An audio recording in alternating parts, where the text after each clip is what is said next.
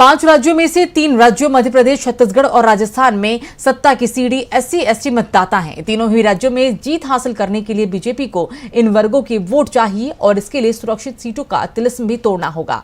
पिछले चुनाव में इन सीटों पर बुरे प्रदर्शन ने पार्टी को सत्ता से बेदखल कर दिया था और कांग्रेस सत्ता में लौटी थी। तो क्या इस बार भी बीजेपी को इन सीटों पर हार का ही मुंह देखना पड़ेगा? क्या है पूरी खबर, देखते हैं ये रिपोर्ट।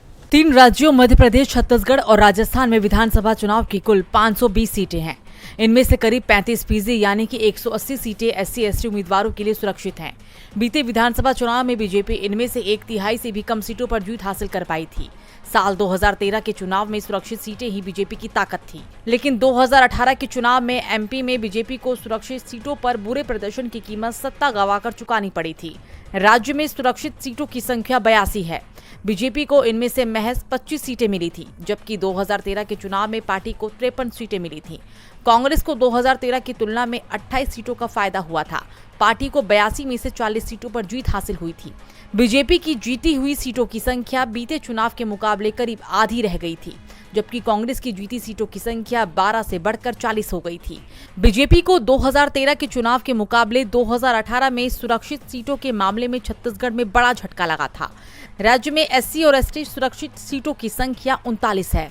पार्टी को इनमें से महज 6 सीटों पर ही जीत हासिल हुई थी, जबकि साल 2013 में बीजेपी को SC सुरक्षित 10 में से 9 सीटें मिली थी, जो 2018 में घटकर 2 रह गई। इसी तरह पार्टी को ST सुरक्षित 29 में से महज 4 सीटें मिली थी।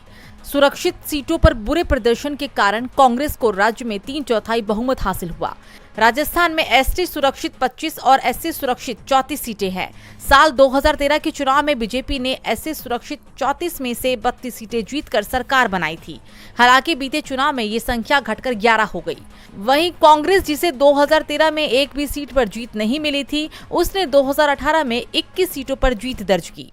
ST सुरक्षित सीटों पर कांग्रेस बीजेपी पर भारी पड़ी थी। बीजेपी को 2013 के चुनाव के मुकाबले 13 की जगह 10 सीटें मिली थी, जबकि कांग्रेस ने 7 की जगह 13 सीटें जीती थी।